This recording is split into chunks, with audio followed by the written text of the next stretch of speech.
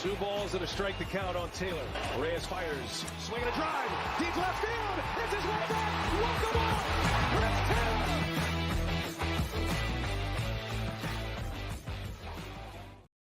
Hi, everyone, and welcome back to another episode of DodgerHeads Live, presented by DodgerBlue.com. My name is Matthew Moreno, and joining me tonight is our managing editor, Blake Williams. We want to thank everyone who is streaming this right now live on YouTube, Facebook, and Twitter.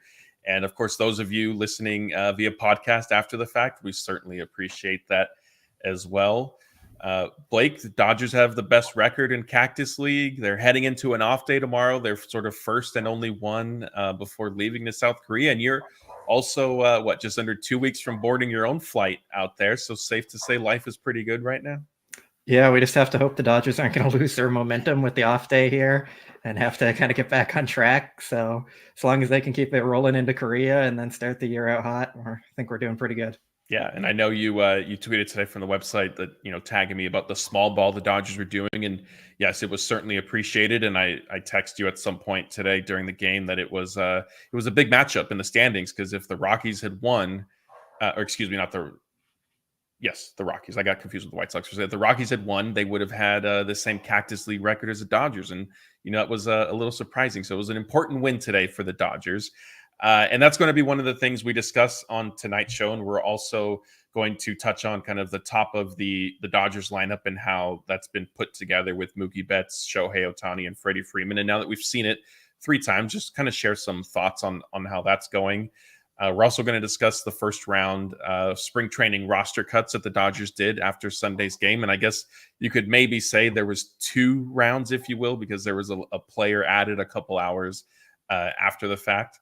We'll also touch on Shohei Ohtani's big announcement late last week, what Clayton Kershaw said since returning to Camelback Ranch, and of course answer some questions. But before we do get into all that, we please like to ask that you hit the like button on this video, subscribe to our YouTube channel, and ring the notification bell. It's the best way to make sure you never miss anything, whether it's these live shows or some of the updates we put out throughout the week. And for our podcasters, please subscribe there as well, rate and review and all that. And as I mentioned, our plan is to answer some questions once we've gotten through all of our sort of news topics for tonight. But if you want to make sure that yours gets answered, remember the best way to do that is by Super Chat. Not only will it guarantee that we get to your question right away, but it also helps support the show, which we, of course, greatly appreciate. All right, Blake, so let's get into it. We're going to start with sort of going over the Dodgers 7-4 win, which they went up 7-0, kind of, before they needed to hang on a little bit. Dinelson Lamet got into the 9th inning. The Rockies ended up bringing the tying run to the plate, but they closed it out. I think the headline here, though, is like I mentioned kind of in the lead into our show, is Mookie Betts, Shohei Ohtani, and Freddie Freeman. It was the 3rd time that they were all in the lineup together. In Sunday's win, they combined to go 7 for 9 with 5 runs scored, 4 RBI, 1 double, and 1 triple. Blake, obviously there was plenty written or plenty of discourse over how the Dodgers lineup will be or should be put together, especially, again, kind of at the top. Now that we've seen the 3 MVPs in that order, what's your thoughts on it? Yeah, you say they were 7 for 9 today, but that's doing a little discredit to Shohei and Mookie, who were both 3 for 3 in the game with 2 runs scored. Freddie had 2 RBIs, but he also went 1 for 3 in the game. So I guess a rough day for him, even though it was still productive. But yeah, the top of the lineup has been as advertised, especially Shohei Ohtani. He's hitting around 700 this spring with a 2,200 OPS, and it's just been like kind of everything we expected from him and more so far. Of course, he's not going to hit that way during the season that we can assume. Are we sure? I guess we can't rule out anything with Shohei, but we're probably not going to see a 700 average through the season. But it's been really encouraging to see them all playing well, hitting together. We kind of knew they were going to be good, but like this good, it's been really great to watch. Now, in terms of the actual order of it going Mookie, Ohtani, and Freeman, I forget if you've had a chance to discuss this. I think Daniel and I maybe did it, but since that has sort of been unveiled and sort of finalized, if you will, were you surprised at all by that decision? Is that what you would have gone with, or has it played out maybe better than you thought, or what are your thoughts there? I think that was kind of what I expected for the realistic options. I threw out the idea of Ohtani hitting leadoff just to kind of get him the most at bats, and he's got speed up there. You break up the lefties with that order, but I think it was always set in stone that Mookie would be the leadoff hitter. So I liked Ohtani in the 2 spot. That's where general baseball consensus says your best hitter should be in that 2 spot to get him the most at bats and the most opportunities for RBIs with the most at bats combination there. So I think it makes a lot of sense that that's what they went with. And Freddie Freeman has done well in the 3-hole throughout his career. Ohtani's done well in the 2-hole throughout his career. So it didn't really shock me. It's about what I expected from them. So, yeah. Yeah, fair enough. Now, obviously, Ohtani is garnering plenty of attention, and deservedly so. Like you said, his stats are off the charts. But if you look at, kind of Cactus League, and you and I are both on the same page of, there's no reason to get overly optimistic with spring training results. There's no reason to get overly concerned with them. But fact of the matter is, Mookie Betts has hit safely in 5 of 7 games, and he's also reached base in 6 of those. So with all the attention and all the importance that's been placed on Ohtani, is it an overstatement to say that maybe Betts' success and production is more important than what order Ohtani and Freeman were ultimately going to be placed in? I think that's fair to say. I think a lot of times lineup construction is overblown to begin with. Like if you had Mookie batting 5th, he'd still be Mookie Betts. If you had him batting 9th, he'd still be Mookie Betts. So I think that goes for all of them. And if you're going to put them anywhere else in the lineup, their production would still be more important than like where they were hitting or anything like that. Like if you had Miguel Rojas leading off for the entire year, I don't think it would really change the Dodgers' outcome that much in the season. So it's really just about individual players performing and doing their best wherever they're put. So what I have a feeling is going to happen is our group chat with our staff members are going to latch on to Blake basically saying that Mookie Betts and Miguel Rojas are one and the same as a leadoff hitter. I mean, they'll probably make some jokes about that, but it's just my overall point more of that. The batting lineup doesn't matter as much as a lot of people maybe want to give it credit for. Generally, you're only hitting in that spot like once a game, sometimes twice. And just at the end of the day, your best players are still going to be your best players no matter where they're hitting. Okay. We do have a super chat, so it's not a question, but it's a comment, and it looks like it's from an elementary school that says, "Thank you, brothers, for everything. We appreciate this." I think it's Nishida might be how you pronounce the name. We'll have to do a little conversion there, but we certainly appreciate you for not only tuning in, but supporting us with that super chat. So thank you for that. So back to Sunday's game. As you mentioned, Freeman, I combined the stats for Mookie, Ohtani, and Freeman, and you were quick to point out that Mookie and Ohtani certainly did a lot of the heavy lifting there. Freeman hit a home run in his first at bat of spring, but then it's sort of cooled off, if you will. And as much as I just said that there's not a whole lot of reason to be concerned, overly optimistic with spring training stats, is there anything you see maybe with Freeman that he might just be a tick off, or is it just spring training being spring training? I think it's just spring training being spring training. And like, I don't think Freddie Freeman forgot how to hit or anything. He's probably been the most consistent hitter in baseball for the last decade. And I just don't really see that changing. Every player is going to go through some ups and downs, and it is still early in the process for them. So I don't think I would put any stock into his bit of struggles, I guess, if we even call it that. Like, he was still productive today, even though he was 1 for 3. Like, That's a 333 batting average, and we're talking about like, is the sky falling with him? So, nah, I just don't think there's anything to be concerned about with him. Yeah, good point. All right, so let's move on to our next topic. The Dodgers, after Sunday's game, they made a big number of spring training roster cuts, and this is par for the course every year. It's all part of the process of getting your roster ultimately down to 26 players for opening day. So the initial announcement was that Andy Pages, Landon Knack, Diego Cartaya, Hunter Fiducia, Ricky Vanasco, and Nick Frasso were all optioned to minor league camp. In addition, Steven Gonzalez, I believe is how you say his name. Is it Han or Han? I think it's Han. Jesse Hahn, Michael Peterson, Eduardo Salazar, and Travis Swaggerty were reassigned to minor league camp. Then a couple hours later, after that announcement was made, the Dodgers also said that River Ryan was reassigned as well. And if you're wondering kind of about the difference in sort of terminology here, players on the 40-man roster who get quote-unquote optioned to minor league camp. Those who aren't part of it get reassigned. So that's basically the only difference. And one important thing to keep in mind, because I did see a lot of this after, we put up our article, these players can all still participate in Cactus League games and spring training games. So just because they've been sent to minor league camp doesn't mean that they're prohibited from participating. But Blake, let's kind of just start from the beginning. What was your reaction to sort of the first, I guess if you want to call it 2 rounds of roster cuts or just one big round? Yeah, I think we'll just go with the one big round. The Dodgers were just a little late on the River Ryan one for whatever reason, but my immediate reaction was I wasn't really surprised by any of them. I know Pages was the one that grabbed headlines, but he was never making the roster, like regardless of what he did this spring. The Dodgers have a full 26-man roster. He's played one game above Double-A, and he tore his shoulder in that game, and he's still kind of rehabbing his way back, so there just wasn't a spot for him. The Dodgers aren't going to rush him. He wasn't going to make the roster. So that didn't really surprise me at all. I don't think there's anything to do with timing of it or anything. It's just they're getting ready for the season, and that's how they go about it. The one I was maybe a little surprised about was Ricky Vanasco, because they gave him the major league deal in the offseason, and he did look pretty impressive. But again, with him, it's still another situation where the roster's just so full. Like, we've already talked about it multiple times, who's going to be the last man left out of the bullpen. Like, you have essentially 9 or 10 players for 7 or 8 bullpen spots. So it just would have been hard for him to make the roster. Landon Knack was in the conversation for the 5th spot in the rotation at the beginning of the year, but seemed like he kind of faded out a little to Ryan Yarbrough or Gavin Stone. So no one was really that surprising to me.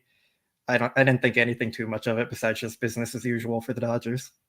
Yeah, I think obviously, like you said, Pages is the one name that really stuck out for everybody just because of kind of the impressive spring he's had thus far. And you mentioned it, he did have left shoulder surgery for a torn labrum last year that happened in his first game, unfortunately, with OKC. And we've discussed it on different shows, whether they were live or sort of recorded episodes that we put up. And I think we both agree, Pages having kind of the power already this quickly back from surgery has been a little bit of a surprise and a testament to him.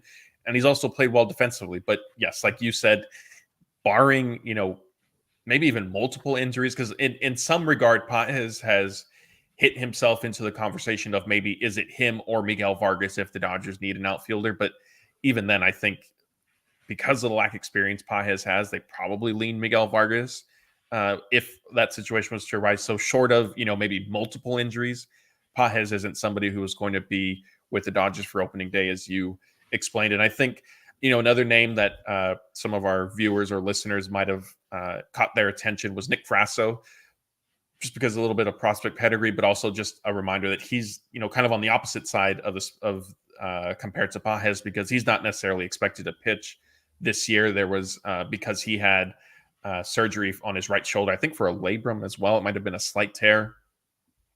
And I think it also came out as well that Frasso additionally underwent a hip operation. And so there was some initial hope or belief that maybe he would pitch late in the minor league season. But I think now with the hip operation, that looks less likely, if maybe impossible. And another thing to note too is, Diego Cartaya. We've heard about him for several years. He's already been sent to minor league camp as well. He's yet to get into a Cactus League game this year because of a back injury that bothered him last season.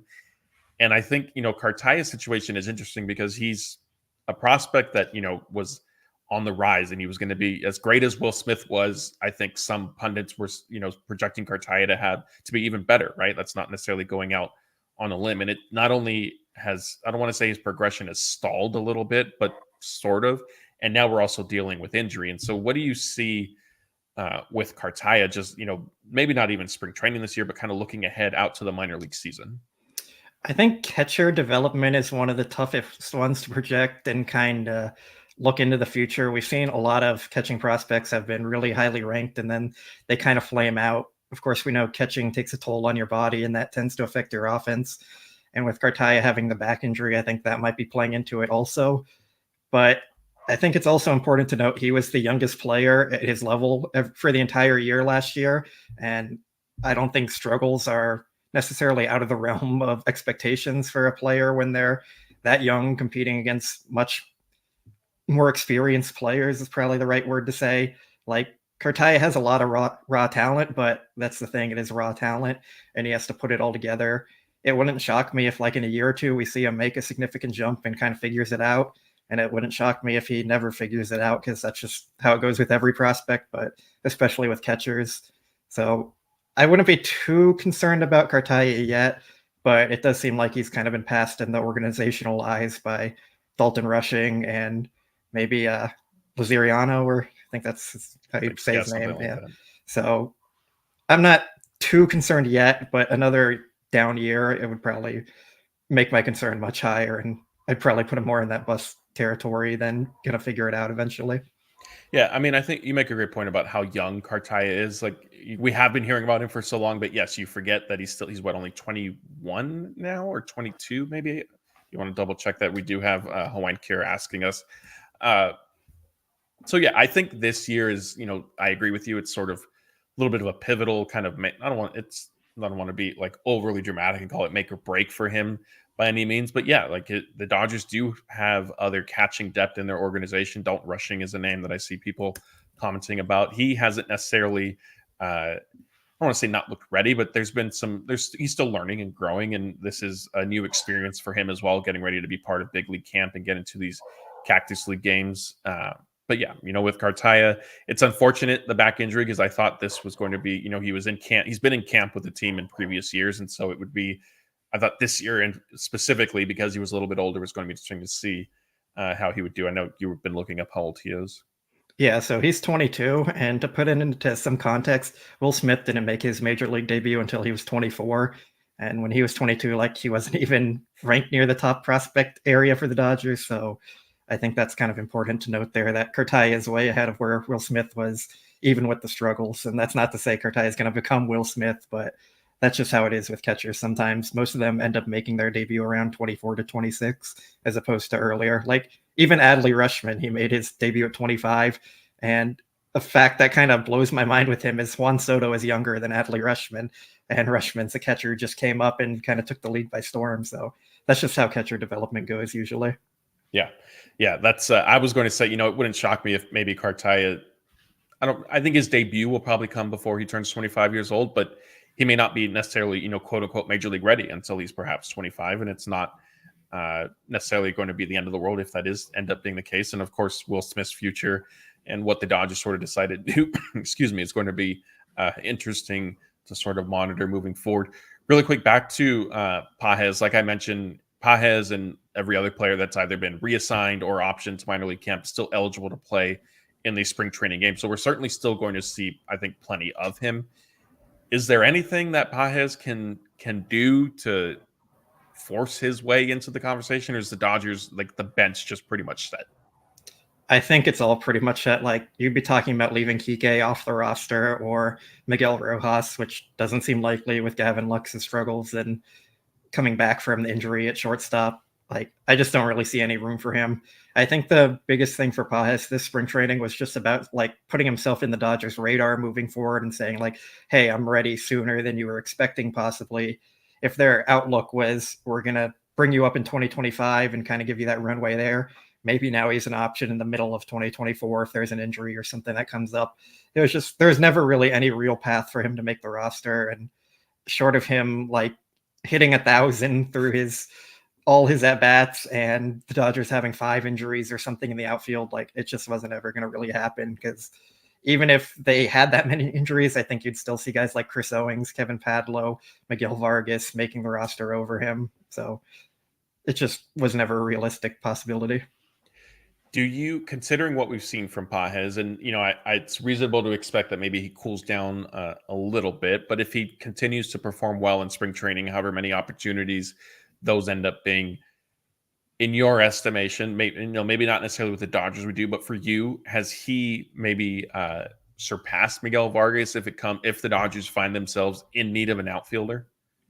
I think it depends on the time. Like if it's in the first month or two, I think Miguel Vargas would still be ahead of him, but maybe around the All-Star break or a little after that, Pages could push himself in the conversation to be that first outfielder called up if they need someone, or possibly even overtake one of their starters in the outfield, namely Jason Hayward, if he struggles or that platoon just doesn't work out for whatever reason. So I just think Pages is more of a guy you're looking at down the line and possibly taking over for a full-time starting role next year than being a big contributor in the first half of this year. Fair enough. But at minimum, you see Pages making his MLB debut this year. It wouldn't shock me, but I wouldn't say it's a lock either. Okay. So I'd say maybe like 60% chance of it happening. Okay. Sure, that's something he would take. Our next topic, you may have heard Shohei Ohtani announced that he, well, first we should congratulate him because he announced he got married. So he's a newlywed. I guess we don't necessarily know how long he's been married, right? Like there's a ton of, I don't want to say secrecy because that carries a little bit of a negative connotation, but Ohtani is a private person, as we have learned, or we have known and come to learn just how private he can really be. He made the surprise announcement late on Wednesday night. It was just a few minutes before midnight heading into Thursday. Kind of similar to when he signed with the Dodgers, where he, took matters into his own hands and just posted on Instagram. Blake, how much shock has sort of reverberated, not just through the Dodgers clubhouse, but also the Angels as well, because I don't think anybody was really aware that Ohtani had a girlfriend. Yeah, Mike Trout said he didn't know he was dating anyone. So that should tell you a lot about how secret Ohtani is. He definitely kept it very private, and he's a guy who the media follows around everywhere, especially when he goes to Japan. And for that not to leak out somehow anyway, it's a little mind-boggling to think about how that didn't come out, but it's good for him, and congrats to Ohtani, and hopefully it treats him well. Yeah, I'm on the same page as you. When he first announced this, one of my thoughts was, man, how has this been kept a secret? Dylan Hernandez of the LA Times, who I know is a little bit of a controversial figure, and I'd like to remind everybody that he is a columnist, and that is sort of part of the job, is to get discussion going one way or another. But I thought Dylan did a great job of sort of explaining kind of how Ohtani, maybe not why or how he did it, but the reasons kind of behind this, keeping his private life a secret. And I think I forgot which former player he also mentioned as doing a similar thing, and still not people not knowing the identity of her wife. And I apologize for not remembering the player that Dylan mentioned, but in Ohtani's case, what he was willing to reveal sort of the next day after breaking this news was that what I thought was kind of funny is he was asked how long he's known his wife now, and he said it's been 3 or 4 years. I thought it was kind of funny to not necessarily know if it had been 3 or 4 years. The married man in me thought, oh man, you better get that quick because you're going to be in trouble if you don't start remembering anniversaries and stuff like that. But he did say that his wife is, I think, quote, like a normal Japanese woman, so she's not a celebrity. But yeah, I mean, he's kudos to him for being able to keep this under wraps. I know that pretty much every other aspect of his life is photographed and documented, and I can certainly understand that he would want to keep this private. And I think, Blake, one thing you and I maybe both sort of appreciated is he included a headshot, if you will, of his dog on the wedding announcement. Yeah, that was really funny. He's really played up to all the love his dog has received since kind of came when he was, I think it started with the MVP announcement, and he gave his dog the high five when he won, and it's kind of taken off from there. Of course, at his press conference, he was asked about his dog's name. So it's been funny to see him kind of play all that up. And I guess on Ohtani's Instagram, there is a picture of him when he was signing with the Dodgers with his dog and the TV in the background with Ohtani during the press conference. So I guess now we know who took the picture.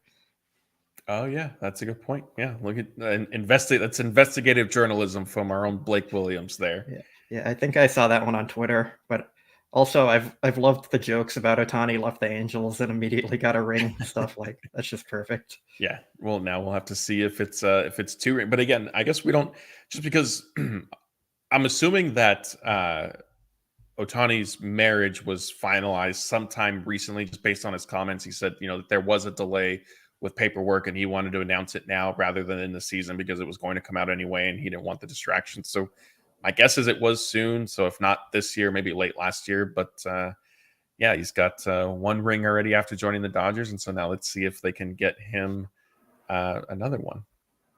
Or another 10. Yeah, well, yes, but one needs to come before 10.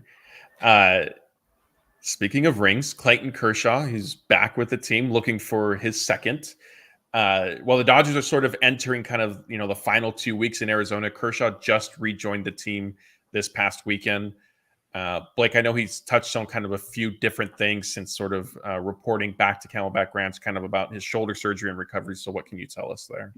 Yeah, so he spent some extra time with his family while he was away from Camelback Ranch, and the Dodgers gave him that opportunity.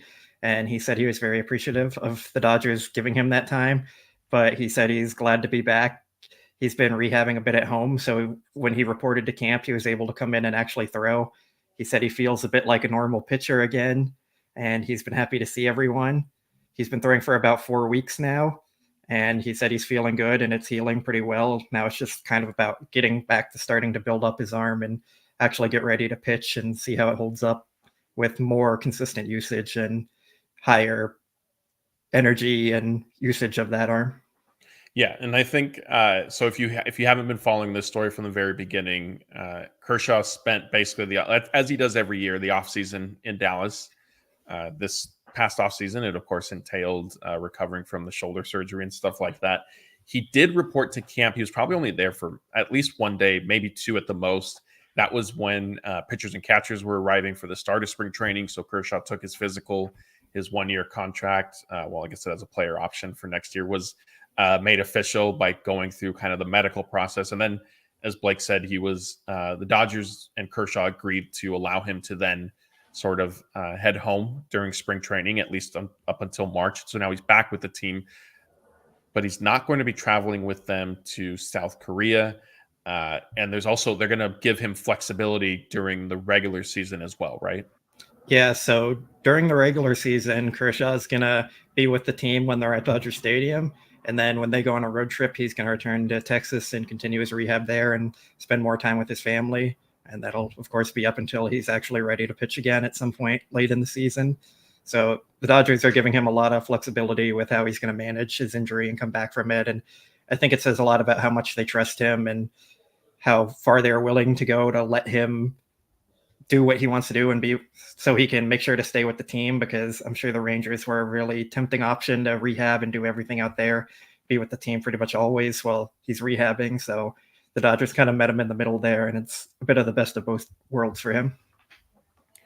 Yeah, and I think it's worth noting too that Kershaw will also kind of, well, I guess he'll be back with the team, but then away, like his rehab assignment will start certainly before he's ready to return, which I know you and I think is probably August-ish, right? Kind of sort of best case scenario. Maybe don't answer that. But yeah, I think we could, in Kershaw's mind, maybe start a rehab assignment around late June, early July, and then maybe back with the Dodgers some point in August. We do have another super chat, so let's pause the Kershaw stuff really quick. And this one is from Laura. She says, "Don't love our new hit celebration rotation." I think she's talking about the hip thing that Kike and Freddie Freeman then did. I hope they come up with something different. Blake, do you have any strong feelings towards this? Strong? Not really. I don't love it. It's kind of like plain and boring, but I think it also takes time to come up with a good celebration for the team. Like last year, Freddie's dance was kind of unexpected and just kind of came up naturally. So I think we're going to have to get the same thing this year. I know the bubble celebration was another really fun one they've done in the past, and that was just something that kind of came up during the season. So it's not really something you plan or work out or anything like that. It's just, it comes up and then you kind of stick with it. Yeah, it is. It is still spring training, so maybe celebrations are in spring training mode as well. They're ironing those out, and maybe we'll get one, a better one at this year's Blue Diamond Gala. Although it's Ed Sheeran performing, so I'm not sure Freddie Freeman will be dancing maybe the way he did last year when Usher was the headliner for the concert. I did see another. Yeah, BC says the best one was the Wolf of Wall Street celebration. I enjoyed that one as well. I thought that was pretty good. What I wish we would have been able to see, though, is Trey Turner reciting. Are you familiar with the movie or no? I'm familiar with it, but I haven't seen it. Okay, so there's a scene where Leonardo DiCaprio gives sort of this impassioned speech about staying with the company and this and that, and I guess Trey Turner has it memorized and did it for the players on the bus. I think he did it at the All-Star game and then for the Dodgers too at some point on one of their road trips. So I like the movie. I like that celebration. I just wish we would have been able to see Trey Turner give the speech, but it does have profanity in it, so it would have had to have been like off the record type thing and not on camera probably. So yeah, let's get back to some of the Kershaw stuff. Let's tie this up really quick. As Blake was explaining, Kershaw will be with the team when they're at home during the regular season, and when they're on road trips, that's when he's going to go ahead and spend time in Dallas. His kids, I think in the interview with Kirsten, he mentioned his kids being in school now, and so it's a little bit harder or not being in school, but getting older in school. It's a little bit harder to take them out of that and away from their friends and things like that. And yeah, I mean, I think, it's an interesting point that you bring up from the standpoint of, I think this is Kershaw re-signing with the Dodgers was about winning and wanting to compete for World Series. And this is another example of that, because as you said, he probably could have just done his entire rehab and joined the Rangers clearly at home. Yeah, I think that was always kind of in the back of Kershaw's mind, that he wanted to be in Texas as much as possible to be with his family. And that's really why the Rangers were always considered. But I think it just makes sense for both sides for the Dodgers to let him rehab there, and so they can keep him in Dodger blue. And of course, so Kershaw can have the best opportunity to win again. I think that's something important to him. And then just like the history of one legendary pitcher staying with one team through their whole career is pretty special. And I think both sides do realize that. So it just makes sense all around for them to work it out like this. Yeah, certainly. All right. So, I mean, that honestly does it for kind of the news aspect of tonight's show. Obviously, we're doing these more often during the week, and so we don't want to overlap with a ton of content and rehash a bunch of things. So we'll open it up to questions now. Just remember to please start with question in all caps. I'm going to start with one, and then I saw a Blake Williams in the chat encouraging our followers to ask about movies, and we did get somebody to do that. But Blake, while questions are popping up, Gavin Stone today, which we didn't discuss him kind of in the sort of the game recap stuff because we focused more on the top of the lineup, but Stone pitched well. I think it was 2 scoreless innings, right? Or did he 3 scoreless innings? That's right. He stretched out one more. His velocity is bumped up from last year and it's holding. And he told reporters after he came out that he put on some weight during the offseason because he has a hard time maintaining once the baseball season gets going. And one way he did that was by eating a bunch of Chipotle, which I am a huge fan of. So Gavin Stone's stock is to the moon right now. So Blake, my question to you, and if we have Chipotle fans in the chat, we want you to answer it as well. If you go, what are you ordering? I usually get the bowl with brown rice, chicken, pinto beans, guacamole, sour cream, corn, cheese, and sometimes lettuce. All right. Brown rice. That's interesting. Yeah. I don't know why. I just always go with that one. Okay. All right. Yeah. I like their regular rice. I do chicken. I like their sour cream, their cheese. I throw in guacamole, some salsa. But yeah, same thing as you, kind of a burrito bowl as well. And here Nomo Fomo says he gets a barbacoa bowl. I used to do that. Then I switched to carnitas at one point, and now more recently I've been doing chicken. Let's do some baseball questions, then we'll get back to the movie one just so that we don't lose people here. GI says, is the chatter about Snell worth discussing? Even with a short-term contract, it seems like the juice isn't worth the squeeze with the 110% tax hit. losing a draft pick and international pool money. Yep, Blake Snell. That was awkward timing to use that, but Blake Snell is still obviously a free agent. There have been some whispers of is he going to take a short-term contract at this point? If he was open to that, is that something you think the Dodgers should consider? Yes and no. I think there is benefits and negatives to it. Like the negatives, as they point out, they're going to lose the draft pick spot and the international bonus pool money, which I think they're trying to save for Roki Sasaki. So if you sign Snell, does that hurt your chances of getting Sasaki? I think that's something very important for them to consider. I don't care about the tax hit as much because that's just coming out of the owner's pockets and not something I really think they should care too much about, even though they're, of course, going to do that. The other side is he's a really good pitcher and he would give the Dodgers a boost even more in their already very talented rotation. So if it's a short-term deal, I think it's something they would at least talk about and consider. But ultimately, I don't think it happens. I think if anywhere, he'd go to the Yankees or the Angels or the Giants or somewhere and sign a bit more lucrative of a contract than the Dodgers would be willing to offer. So I just don't really see it happening, but it's worth discussing at the minimum. When you say short-term contract for the Dodgers, are you thinking like 1 year or 2 years? Well, so far all the Boris guys are getting 1 year with options or 3 years with opt-outs. So I think we'd kind of look around that kind of territory of 1 year with an opt-out or a player option after that. So it's kind of how I see him signing at this point. Yeah. I think if they could figure out maybe 1 year, it's something they'd be open to. But yeah, I think the international bonus pool money is significant for them, especially like you said, looking ahead to Roki Sasaki. So ultimately, I just don't see Snell, even if it is, the 1 year with a bunch of options or 3 years with opt-outs being feasible for them. Doom Sal says, do you think this will be the best year of coaching for Dave Roberts? I think he'll set his wins record, and I'm already on record saying I think they win the World Series. So if you consider that his best year of coaching, then yes.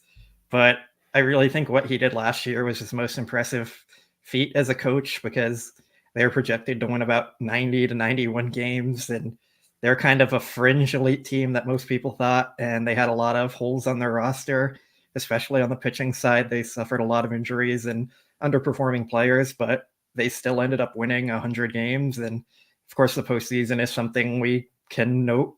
And he made some questionable decisions there, namely letting Lance Lynn stay in the game and not using Ryan Pepio and letting Kershaw pitch game one. But I think overall on the season, when you look at it as a whole, Roberts had a very impressive resume last year. He should have won Manager of the Year, in my opinion. And the playoffs are random a lot of the times, but I guess it's just kind of what you view makes a manager important. Dave Roberts is always going to keep the clubhouse managed well. Players are going to respect him and want to play for him. And I think sometimes that is the most overlooked part of being a manager and why people end up wanting to fire him for poor decisions, which that's something every manager is going to end up doing. But I do think they're going to have their best year under Roberts this year. So like I said, if you think that's the main thing for a manager, then yeah, it will be his best year. Yeah, I agree with you. I think a lot of the credit that maybe Dave Roberts deserved last year before the playoffs is going to be forgotten because of how the season in October ended for the Dodgers. But I know you and I were certainly shocked that he wasn't even a finalist for Manager of the Year, much less, he probably should have won it. And so this year, I think wins will, as you mentioned, kind of be interpreted as, oh, Dave Roberts is doing a great job managing, like his bullpen decisions are all perfect and whatnot. So it'll be interesting to kind of monitor that stuff. Propa wants to know, do you all view the Padres as a rival? They seem to think so. I mean, they played them in the playoffs and they're in their division. So from that sense, yes, but they're not the team that I want to beat the most. That's going to be like the Giants or the Astros now always, because the Astros really pushed themselves into that category. The Padres just seem like the little brother that wants attention kind of thing more than anything else. So yes and no, they're division rivals and they're always going to try and be a thorn in the Dodgers side, but the Dodgers and Giants are the rivals, and that's much different than the Dodgers and Padres rivalry. Yeah, I don't see the Padres as a rival. I get what you're saying in terms of them being an NL West opponent and all that, but I think rival to me is the Giants. Honestly, probably I would put the Astros ahead of the Padres just because of everything that has happened, everything that did happen, and then their comments sort of after it. But yeah, to me, Padres aren't a rival. It's more of I think they like to sort of prop themselves up as one. But yeah, all right. I'm scrolling through here, so I'm seeing a decent number of food questions. So please don't yell at me for putting them up. But that is sort of what we are getting here. And now I can't find. Oh, here. Richard Flores, here, let's answer this one quickly. He wants to know Baskin Robbins, Dairy Queen, or Foster Freeze. What's your go-to? I guess Baskin Robbins, because it's the only one near me. I'm not sure where a Dairy Queen or Foster Freeze is close to me. So by default, we're going with Baskin Robbins, but can I just throw Cold Stone in there too? It's expensive, but it's really good. Okay. Yeah, that's fair enough. Even, I don't know. Dairy Queen is not close to me. Foster Freeze, I think, is with like a Wiener Schnitzel most of the time is when I've seen them. But I'm going Baskin Robbins as well because I hate coffee, but I love Jamocha almond fudge ice cream from Baskin Robbins, which people say tastes like coffee, but doesn't bother me. Justin Lamas, have any of you guys ever been to Claremont Steakhouse? That place is bomb, unlimited salad and bread. Are you familiar with it? I am not. Okay, so I have been there. They have very good cheese bread and they have very good salad. I can attest to that. We'll have to look up locations. I don't know if they're out near your area. So maybe next time you are down near us, we can maybe go or something. I went over to the steakhouse Scott works at yesterday. I didn't go in or anything or get anything there. I was just dropping off a picture for him. But it's the first time I've been there. I didn't know where it was. So maybe one day I'll have to check that place out soon. Yeah, we will have to do that. I think what we haven't decided is if we're going to do it when Scott is working so that he's our waiter, or if we if we go there with him so that he could have dinner all together with us too. All right, I'm seeing people say get back to baseball stuff here. Tim G wants to know, can you explain a little bit how the bonus pool works? So Blake, what can you tell us? I know that there are a lot of complications and it depends on how much you spent the year before in terms of luxury tax threshold, if you're revenue sharing and all that, but just kind of a little bit of basic information for Tim. Yeah, so Matt said, there's so much that goes into it. Forgive me if I get a little bit of it wrong or something, but basically every team has a set amount of money, and that money can go up or down depending on some of those other factors, and then they can use that for international signings. And there's also a draft bonus pool too. So there's two bonus pools. You got the draft one and then the international one, and basically that's just the money you have to give as signing bonuses to players, because you're not giving major league contracts to any of the draft picks or international players. You're only giving them immediate signing bonuses. So that kind of dictates how much each player can get. And any amount over $10,000 counts toward it, but anything under that does not. Yeah, and I think it only applies to what players of a certain age, right? Yeah, for the international players, it's 25 and over are not subject to it, and then 25 or 24 and under are subject to it. Yeah. So, Tim, hopefully that gave you a little bit of background on it. Unfortunately, like Blake said, there are a ton of nuance and specific details that basically dictate a lot, and that's based on how a team spent the year before, maybe even multiple years before that. Basically, I'll throw in real quick. That's why Yamamoto got $325 million, and Shohei Ohtani, when he came over, got like $6 million or something like that. So Ohtani was subject to the bonus pool rules. Yamamoto was not. And if Sasaki is posted this fall, basically after this season, he'll be subject to them as well. So he'll be limited in terms of the type of contract he can sign. So it'll end up being more like Ohtani's first deal with the Angels as opposed to what Yamamoto just received from the Dodgers. So yeah, that was a great point, Blake. Lewis wants to know, where do you think Jose Ramos ranks in any Dodger plans? He played for Panama in the WBC. I don't think he's really in their plans too much. They haven't protected him on the 40-man roster in 2 straight years now. And on the other hand, no teams claimed him during that time either. He has some exciting tools, but he's not really a major league player at this point. He might be more of a quad A guy or someone who catches on somewhere else and maybe makes a solid career of being an everyday player with a lesser team, but he's not going to be in the Dodgers' long-term plans unless he makes some dramatic improvements on a consistency and everyday level. Yeah, so really quick, going back to kind of the ice cream question we got, Ederico says Baskin Robbins, that's 31 flavors. EB is picking Foster Freeze.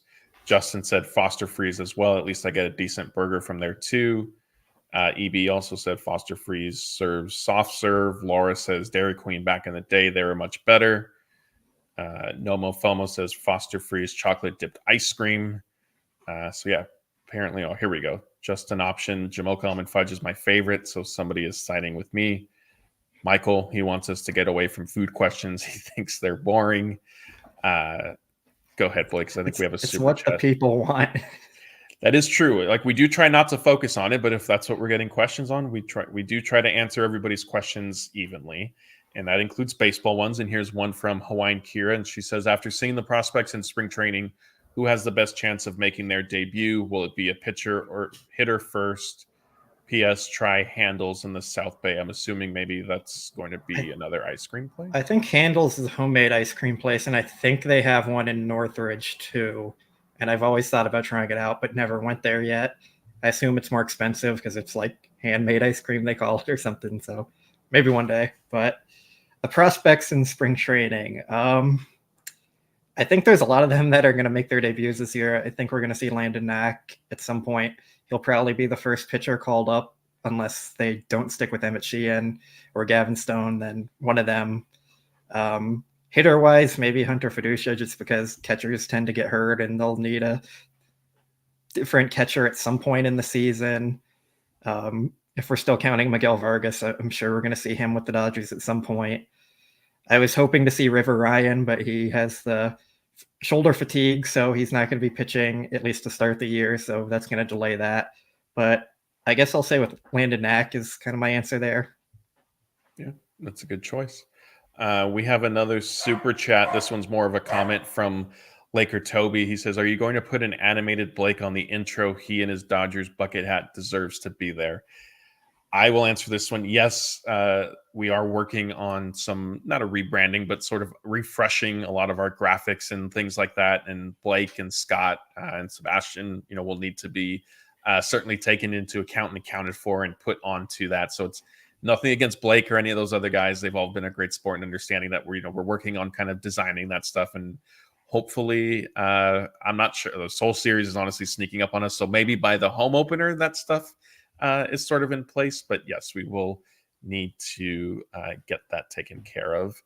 Here's another baseball question from GI. He says thoughts, well, not baseball, I guess more merchandise, but he wants to know thoughts on the dual Dodgers and Padres logos on the Soul Series hats. And Blake, I feel like you are the perfect person to answer this. I'm not going to explain why. I think people maybe will just know, but go ahead. I think people need to remember, not everyone in Korea is a Dodger or Padre fan, and it's more about the event itself. There's Super Bowl merchandise every year with both teams on it, and I think that's just kind of the same thing here. People who want to go to the event or watch it and aren't fans of either team might prefer to have the one with both to commemorate it. I think personally, since I'm going to be there, I'd probably want one just to kind of commemorate it. Not that I'd go out and wear it and celebrate the Padres with it, but I think it is kind of just a cool event to remember the event. And yeah, I mean, I don't think it's necessarily targeted at Dodger or Padre fans more so than people who are there. I'm glad you brought it up because my follow-up question to you was going to be, how many of those hats are you going to be buying while you're out there? Probably just one, but I do want one of those Korean Dodger hats, with the Korean writing on it. I was thinking of maybe getting 4 or 5 of those ones because I think they're supposed to be Korea exclusive. So maybe we can end up doing one as a giveaway on the show or something at some point. So yeah, that would be cool. So yeah, we'll have to see how many of those Blake can come back with. Back to sort of the ice cream discussion. The right field pavilion says Thrifty's ice cream will always be the best for me. Thrifty's is good. I do like their pistachio ice cream. Let's see here. Doomsal wants to know, will Blake Trinan have a dominant or average year? Are those the only two options? Can he be really good and not necessarily dominant, but better than average? Because I think that's where I'd go with. His slider looks back, which is really encouraging. So maybe if you forced me to bet on one of those, I'd lean toward dominant at this moment, but I'm not expecting that, if we're being honest either. So that's just where I kind of land. It's hard to predict relievers, as I always say, and then more so when they're coming back from injuries after really not pitching in essentially 2 years. So we'll have to see and wait. Yeah, I just don't really know. I think if we had to choose between these two, he's going to be more average than dominant, just because I think there will be some inconsistency from not pitching at the major league level for so long, on top of coming back from the injury. So it's nothing against Trinan specifically. It's just he's got sort of a lot to work his way back from. Craig wants to know, will going to Korea hinder the Dodgers getting off to a good start? So Blake, as you sort of gather your thoughts on that, I pulled up their 2014 schedule when they opened in Australia against the Diamondbacks. So the Dodgers won both of those 2 games out there. Then they came back about 8 days later to play their domestic schedule. They lost on the home. It was a home opener for the Padres. So the Dodgers lost that game. But then they started the season 6-3, and then 7-4, 8-9-4, and then the losses sort of did pile up a little bit. They got close to 500. 14-12 at one point after that, and then they kind of started to stabilize a little bit. Let's see, 25-23. So I guess it did last. Any concern with them going over there? I don't think so. They have enough time to recover when they get back, and it's only 2 games. I know the travel's tough, and I believe it messed with Kershaw's back a bit that year when he went out there. So I think there's some concern there just with that, but they travel so much already. I'm not sure there's a ton to it, and they're kind of used to getting on different schedules and moving around all the time. So I don't think so. This team's very talented, and they can kind of handle whatever comes up. Yeah, I agree. I think it would be more, my concern is more from the injury standpoint, but I think the Dodgers, they knew about this. It wasn't something that sort of snuck up on them. They started spring training earlier. So the progression for pitchers has happened kind of at the same cadence for the most part, just earlier in the calendar year than normal. So yeah, hopefully not too much concern. Tim G says, Ohtani has played some outfield in the past. Since he won't be pitching this year, any chance he might appear in the outfield later? Blake, I know we just had an article go up on the website. Where do things stand with Ohtani possibly playing the field at some point? Yeah, I believe we actually have 2 of them up. One was earlier when they first signed him, and early indications where the Dodgers said they're open to it. It's not something they're planning on, but they're not ruling it out either. And then Ohtani's been carrying around an outfield and first base glove in camp.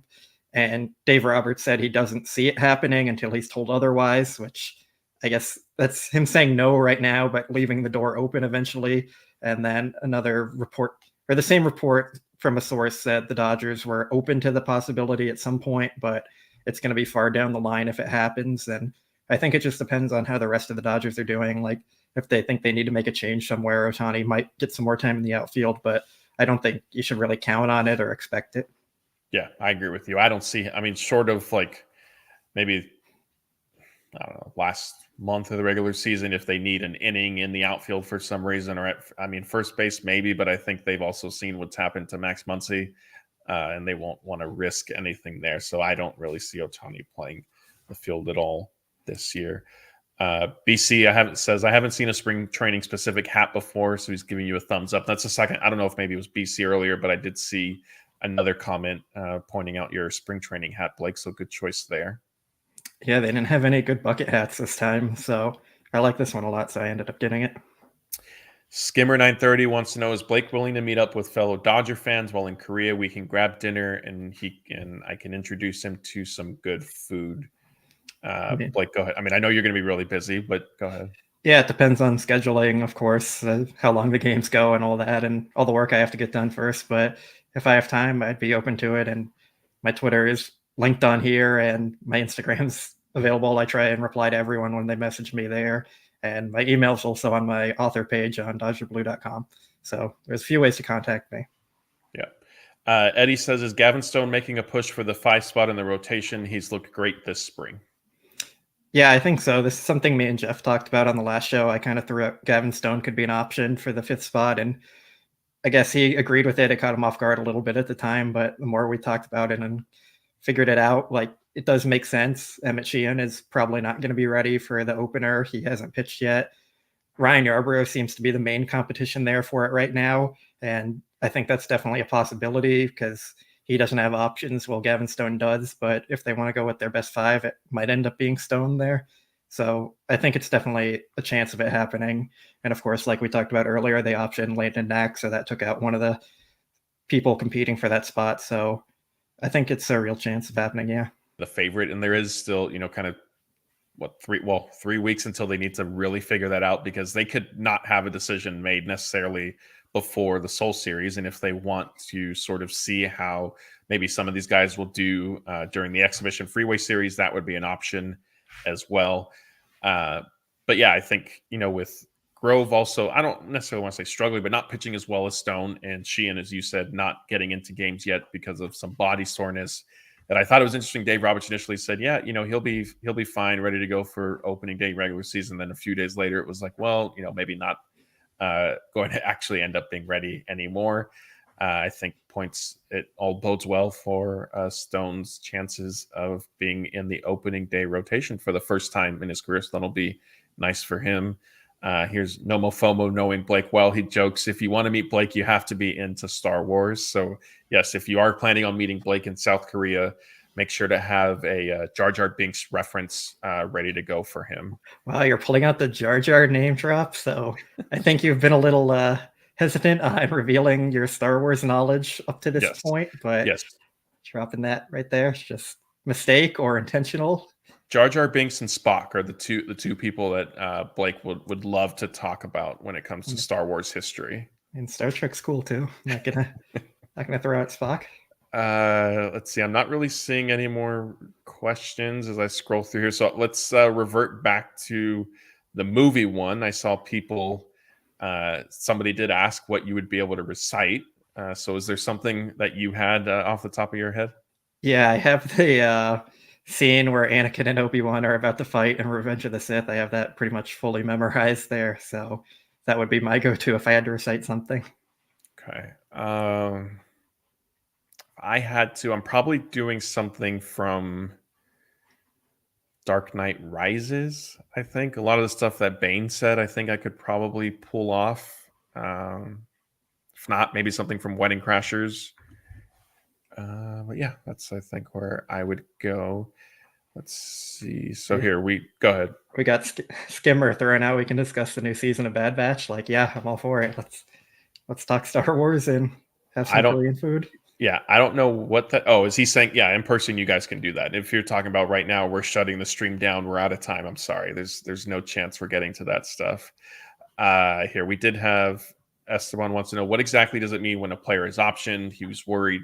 Are they fired? No, they are not fired. Option is just they're sent to the minor leagues. And right now in spring training, you have players who were in camp with the Dodgers that are going to begin the season either in AAA, AA, high A, low A, maybe. Well, I guess probably not the lower levels, but some level in the minor leagues. And so when they get optioned to the minor leagues, that's kind of where they're going now. So they're not going to be part of big league camp on a day-to-day basis. But as we mentioned earlier, they could still play in the Cactus League game. So if you are watching, not Monday because the Dodgers are off, but on Tuesday, Andy Baez may very well be back in the lineup, or maybe Wednesday or Thursday. And some of the other pitchers, the relievers that were sent down to minor league camp, could be called back up for that game. So it's more of just kind of where they're spending the majority of their day, their mornings at least. Anything you want to add? No, I think you got it. I was just kind of reading all the Star Wars chats that are going off now. Oh, geez. All right. Eddie wants to know best food you've had while you were out in Glendale. Ooh, probably what was the scratch kitchen we went to over by the Diamondback Stadium? I forget what it was called. But that, and there's also another scratch kitchen I went to with Sebastian when we were there for this spring training. It's called Cheddar's. One of our followers recommended it to me and went there. It was incredible. So that's probably my answer for that right now. I'm surprised you didn't say Whataburger, Blake, because you were all about going there. Yeah, I'm good on that one. All right. Yeah, let's see. I'm scrolling through here, and all I see are a bunch of Star Wars references that I am not understanding at all. The one telling me to eat a live octopus because Grogu would. I don't know about that one. Here, Akira says, I look forward to seeing the game with the Angels. Do you think they're going to buzz Ohtani with any pitches? I don't think so. Blake, do you see the Angels getting a little crazy? I don't think so, especially not in spring training. there's no point to it. I think a lot of the Angels respect Ohtani, and there's no like angry feelings against him or anything like that. It's just most players understand it's a business, and the Dodgers gave him a better opportunity with more money. So I don't think any of them are mad or upset about it, really. Blake Hawaiian Kier wants to know, what about a non-Star Wars movie from you? It's a tough one. I like Indiana Jones a lot, so that comes to mind there. It's probably my main answer there. I'm sure one will come to mind. I tried watching because I know I asked you about it a little bit because you went to see the latest Indiana Jones movie that came out last summer, right? Yeah, I think that sounds right. So I had some interest in it. So then I tried starting the Indiana Jones franchise from the beginning, and the first one was just very I know it's old, so fine, but it was very boring. And I watched it, got through it, and then haven't continued since then. Like, it just left sort of a bad taste in my mouth.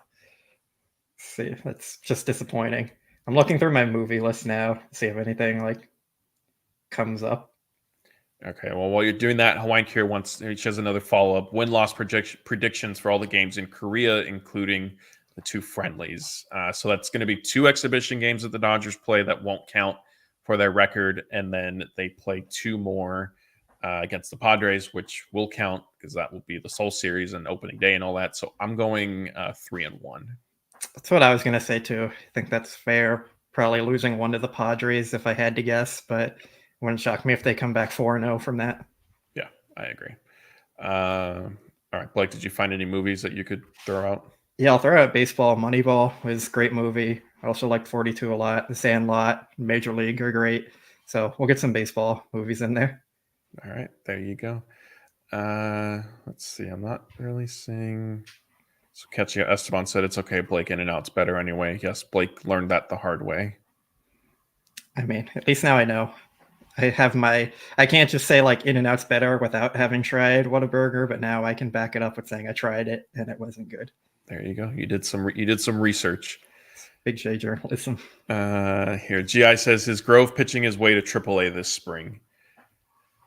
I think he was destined for AAA already. So yeah, I don't think it's necessarily a byproduct of what Grove has sort of done. I guess if he had really dominated so far, then maybe he would have earned his way into maybe the 5th starter's rotation. As much as the Dodgers have said that they're stretching him out as a starter, I'm pretty sure each of his appearances have been out of the bullpen, right? I think he made the first start, didn't he? Was that Grove or Stone? Might have been Stone. Let me see here. I thought Grove made 1 start at some point. Let me double check it right now.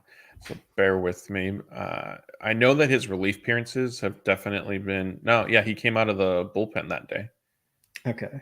So that relief appearance was 1 inning, and then he did another one on the February 27th. It was 1 1/3, and then he pitched on Sunday, and he went 2 1/3. So, I mean, he is being stretched out, if you will, but he keeps pitching out of the bullpen. And so that, to me, has sort of been telegraphing that as much as the Dodgers maybe were considering him for the 5th starter, he wasn't necessarily in the ultimate running, I guess, if you will.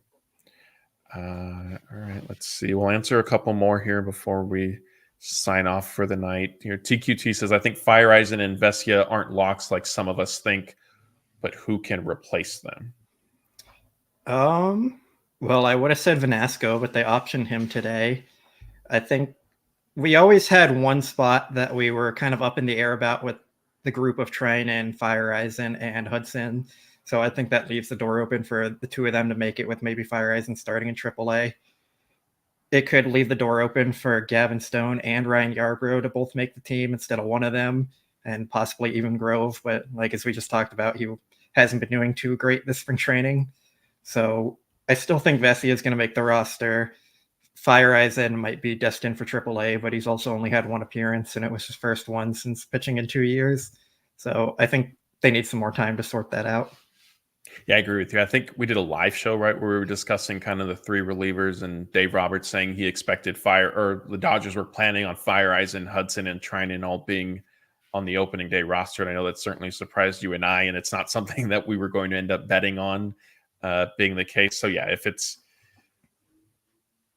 Fireisen's sort of Dodgers spring training debut notwithstanding, I thought he was probably the most likely to start in OKC out of those three. And so, yeah, I think that could be something that ends up happening. Vesia, I think, is a lock basically no matter what, because if, as much as, yes, the Dodgers have right-handed relief pitchers who they could match up against left-handed hitters, Vesia still is their only lefty reliever. And so if he's not part of the group, then I think it creates, short of, I guess, if you look to, is it Matt Gage? Maybe Justin Wilson, right? Like some of those guys, but I don't see either one of them really overtaking Vesia. Here, Hawaiian Kira has had a lot of good questions tonight. So she wants to know, what is your LA cap / bucket head count so far? I probably have about 130 hats if I had to guess. I don't know how many of them are LA ones specifically, but probably at least like 70% of them. So someone else who's better at math can calculate that one out. I think I only have like 3 or 4 Dodger bucket hats though.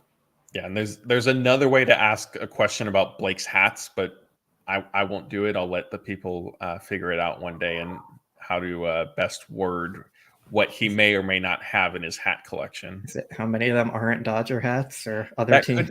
That could be it. I'm not gonna ask it. I think our viewers will pick up and maybe lob it to you at some point. I mean, ideally, I'd like to have one from every team, so I think that would be cool.